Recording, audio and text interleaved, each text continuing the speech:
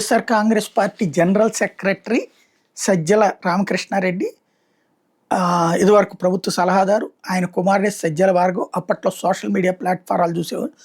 అప్పట్లో చంద్రబాబు మీదనో లేకపోతే ఇంకొకళ్ళ మీద, మిగతా వాళ్ళ మీద, ఇప్పుడు ఉన్నటువంటి పవన్ కళ్యాణ్ వీళ్ళందరి మీదన చేసిన వ్యాఖ్యలు, లేకపోతే ఆ మీమ్స్, ఇట్లాంటి వాటన్నిటికీ సృష్టికర్త సజ్జల భార్గవే అన్నటువంటి కేసులు ఏవైతే ఉన్నాయో ఆ కేసుల కారణంగా అది పోలీసులు విచారిస్తున్నటువంటి సందర్భంలో మొన్న కూడా గుడివాడ పిలిచారు, విచారించారు. ఈ విచారణ సందర్భంగా ఆయనని అరెస్ట్ చేయకుండా స్టే ఉంది.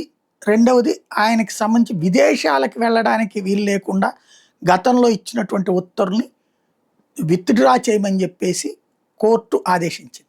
విచారించుకోవచ్చు, విచారణకు నేను సహకరిస్తానని చెప్పి ఒక అఫిడవిట్ ఇస్తే ఆయన మీద పెట్టినటువంటి ఆ లుక్అవుట్ నోటీస్ని విత్డ్రా చేసుకోమని చెప్పేసి పోలీసుల్ని ఆదేశించింది హైకోర్టు.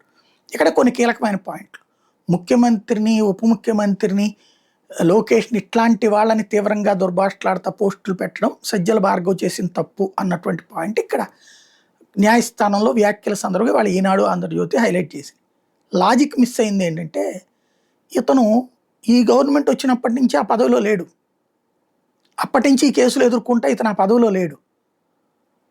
ఈయన ఈ పోస్టులు పెట్టించాడని చెప్తున్న సందర్భంలో వాడు ముఖ్యమంత్రి కాదు, ఉప ముఖ్యమంత్రి కాదు, మంత్రి కాదు.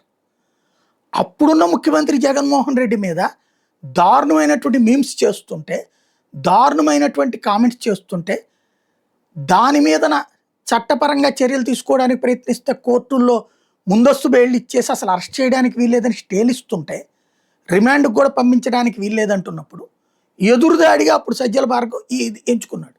తప్పా కాదా? ఖచ్చితంగా తప్పే.